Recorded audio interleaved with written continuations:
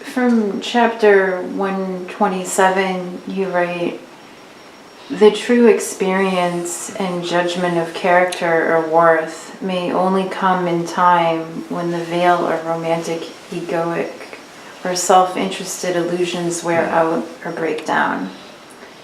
Mm-hmm. Does love in the romantic sense always make one blind to the truth and or make them a bad judge of character, or are there ever exceptions to this rule?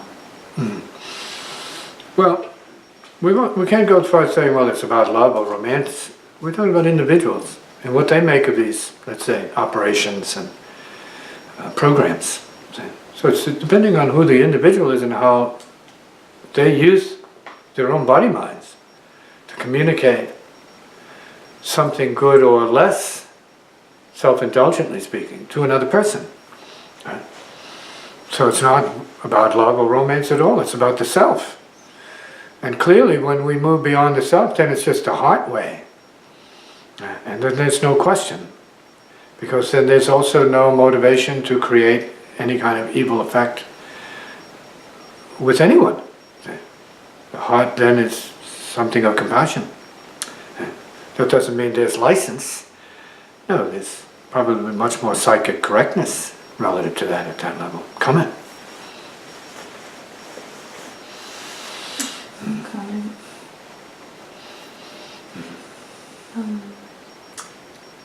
In other words, what I'm saying is there's no love there, even though it's called love. At the level you're talking about, it's not love. It's ooey gooey. Yeah. It is less, it's more about selfishness, self-indulgence. And using various theatrical forms of relating to one another, using the word love, of course, but really sometimes using the word love when it's really about lust. And lust is sacred, you know. You use it. It is given for you to learn about what it is, so you can go beyond it if you choose to go beyond that. Same with greed and anger and the rest of these qualities and levels of emotional, sometimes a negative emotional expression. Sometimes we are possessed by them, especially in the beginning before we start to balance off and become more human. When we are in early life more possessed by and more prone towards the beast and impulsiveness and carelessness and emotional turbulence and impulse even to a degree of violent impulse, uncontrollable desire and so on. Passion, that's kind of like off the map. But we need to outgrow that. We have to see that as a step on the path. There's no happiness there. So we need to use that as a step to get beyond, let's say, the darkness that would consume us if we were to pursue that to its conclusion. Because you're going to be destroyed by these passions. No question about it. You weaken yourself to no end, and then you're vulnerable to the darkest forces in the universe, the low spirits. So you need to repair that before long, or otherwise you suffer the consequences of that. So love is something else. Love is not something that is called love in romantic and adolescent terms. Love is profound. It's something that has to do with a higher level of maturity and intelligence and integrity. It is its own reality. But if we're talking about the love of compassion, then you have to achieve a certain state of realization where more than fleeting compassionate acts, free acts of compassion or kindness, are the case. You're into a realization where it's just love. You can't escape it. And then you love all beings, and you respect all beings because that love, because of its intelligence and its nature, offers space and grace to everybody. Everyone. In fact, then it could be said that it has no self-interest, in a sense. But it's still capable of self-interest, but it is not defined by that. We're talking about ordinary relations where you have mature spiritual practitioners or yogis or masters who become householders so that they can have children to pass the gene on, pass the work on to them. I'm not going to say they become porno people, but they could, but we don't know. Why not? If that's what they choose to do at that level, they want to be porn stars, and fine. You have it. You know, the yogi porn star circuit. That's not what the case. But we're talking about love beyond the body, as much as love through the body, and that brings up good questions for practitioners. So when someone's in a romantic relationship and they use those words, "I love you," do they really mean something else? They don't know what they mean. When you ask these kids in the heat of passion, well, they mean it. I mean, they feel this. It's like saying, wow, I am you. I feel this sense of communion with you, this merging with you. I feel it. I feel this pleasure. What they're saying is that they love pleasure. And that's it, because they can get off of you and have another person there and be in love with them the same way, to the same degree, because it's the same pleasure. Right? And if there are 10 more, if they have enough energy to handle 10 more, they'll find, wow, I love you, I love this pleasure, my self-indulgent pleasure, I love it. I love you for sharing it with me. So then after that's over, you know, all bets are off. You say, but are you the guy I just spent some time with last night, and then all of a sudden you see me today and it's like, who are you again? You were telling me how well you loved me last night. What was that? Just for the moment? I guess so. Excuse me. Ding, I got another call here. And so on. It fades. So that kind of I love you in the heat of that is self-created. Right? Yeah. And then love can be something beyond that moment. So, or a feeling of, let's say, sameness. You know, it's mysterious. You know, reality is almost spooky. But even that might not be love. That could be resonance. Right? And it may have more to do with time and space, affinity, and purpose. And he's in love with something beyond that. So these are good questions. I'm glad you're bringing them up. I'm glad you have this concern. Go ahead. Well, let it rip. Relative to other people, so as you were saying earlier with regards to certain teachers and people in the industry, say, business, and what is called improper behavior, which is up to the individual to do and then take what comes with that. Yeah.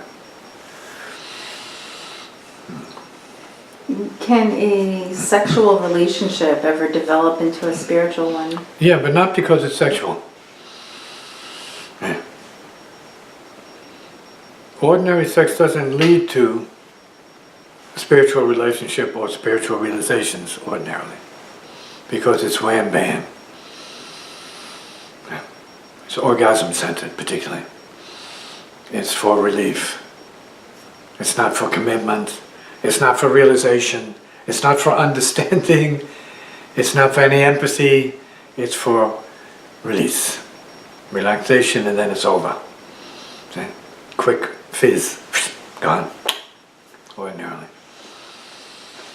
So, but if there is more going on than just that, in terms of what spiritual practice is about, there could be some movement in the spiritual direction.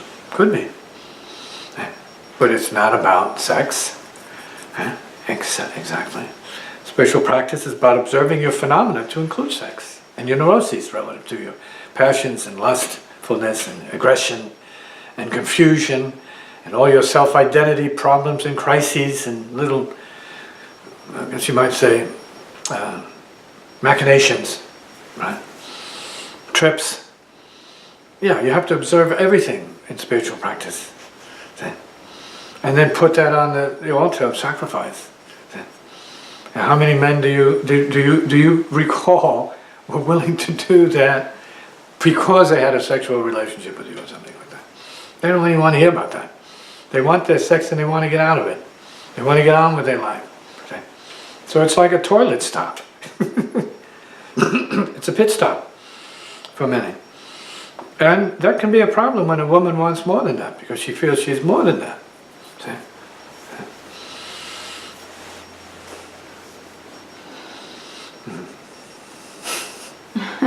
Well, these are good questions, but you have to be willing to ask them, to find out what the objective or what another level could be about that, because we're talking about responsibility then. See? Who wants to be responsible for themselves and for a relationship? See? What does that mean? See? It doesn't mean there has to be a commitment, doesn't mean there has to be a contract, doesn't mean that, no, it doesn't mean anything. It depends on the individual and what they perceive they need. See? And whether or not, let's say, relating people can have the same perception and follow through with the same expectations, or what is the same conditions that they want to create for themselves. That could be a marriage, it could be, but it could also just be a friendship. See? So a person in the world who's looking for something more meaningful has to have a better understanding of what their need is. See? Not that their need is right or that it's good. See? I'm not saying my need is right or good, but this is my need. I feel I need this right now. Are you able to meet those needs? And then if people can agree to that, then maybe they can start a relationship that could wind up at some point later on the spiritual shelf. See? Of examination and analysis and maybe meditation and transcension. See? And escaping the world altogether, especially their own neurotic body selves.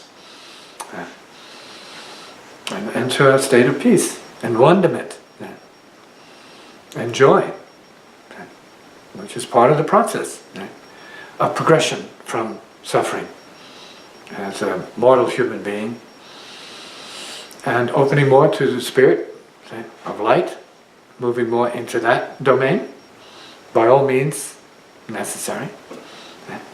Reading, practicing being around people who are in the light, speak about the light, and practice feeling the light, perceiving the light, and working with the light, and see themselves as really seriously part of that, that emptiness, that radiance, that openness, and goodness. And if they're really in that place, they don't actually need sex. You don't need it, because they can be so fulfilled that you don't need it.